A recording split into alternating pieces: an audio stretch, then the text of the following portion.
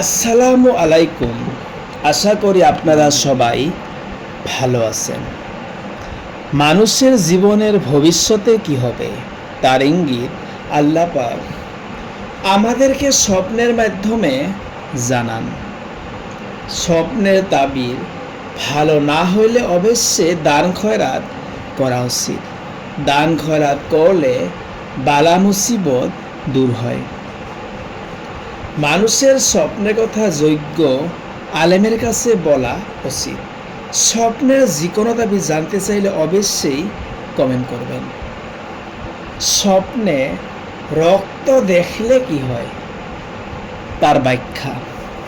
স্বপ্নে রক্তপান করতে দেখলে স্বপ্নদোষটা হারাম উপায়ে অর্থ উপার্জন করবে।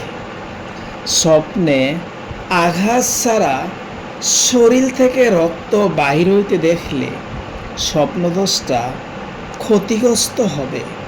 স্বপ্নে তরবারির আঘাতে রক্ত বাহির হইতে দেখলে ক্ষতি দীর্ঘস্থায়ী হবে। ক্ষতিপূরণ হইতে অনেক সময় লাগবে।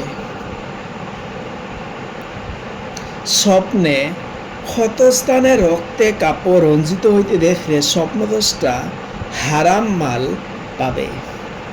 স্বপ্নে রক্তপান করতে দেখলে হারাম মাল পাবে অথবা অন্যায়ভাবে কাউকে হত্যা করবে।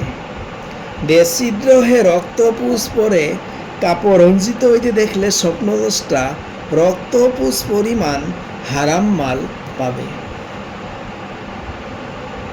স্বপ্নে পুরুষাঙ্গ থেকে রক্ত বের হইতে দেখলে কন্যার গর্ভপাত হবে। স্বপ্নে পায়খানা রাস্তা দিয়ে রক্ত বের হইতে দেখলে রক্ত পরিমাণ হারাম মাল পাবে। স্বপ্নে দাঁতের মাড়ি থেকে রক্ত বাইর হইতে দেখলে পরিবারের জন্য দুঃখ কষ্টে পতিত হবে। স্বপ্নে শহরের অলিয়ে গলিয়ে রক্তস্রোতের প্রবাহিত হইতে দেখলে ব্যাপক রক্তপাত সংঘটিত হবে বা কোনো ঝগড়ার মাধ্যমে লড়াই হবে। যে কোনো কারণে গোষ্ঠীগত সংঘর্ষ হইতে পারে বা যে কোনো লড়াই হইতে পারে যার ফলে রক্তপাত সংঘটিত হবে।